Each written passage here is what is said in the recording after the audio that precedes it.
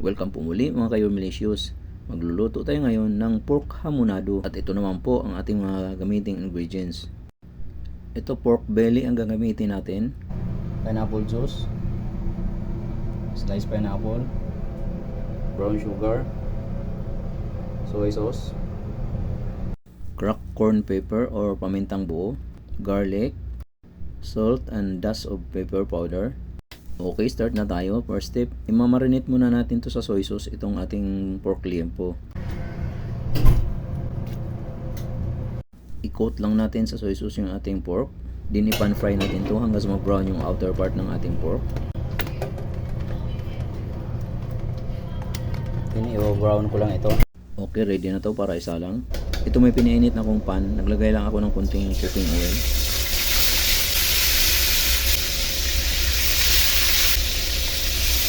I-brown lang natin yan. Ganyan.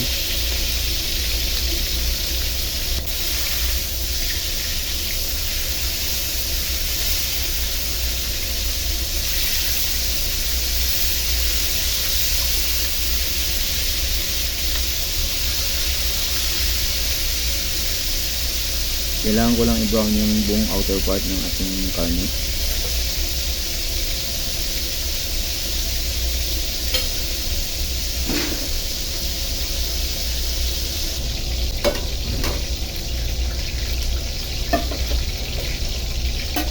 Okay, tama ng pagka-brown nito. Pwede natin itong hanguin. Ito na yung lahat. Proceed na tayo sa next step. Dito ko siya isasalang sa malalim na pot.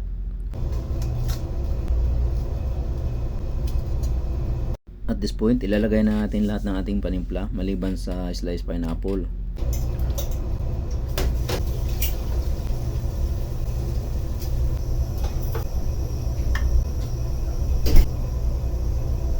Isasalang na natin ito. Lulutuin lang natin to at least 1 hour hanggang sa maluto ang karne at lumapot ang kanyang sauce.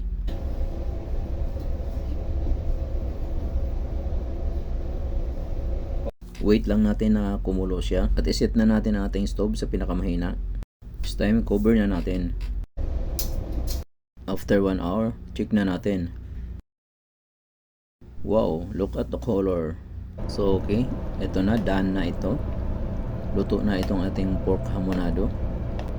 Kung nagustuhan niyo po itong aking cooking videos, please subscribe at pakipindot na rin yung bell button upang lagi kayong updated sa mga susunod ko pang videos.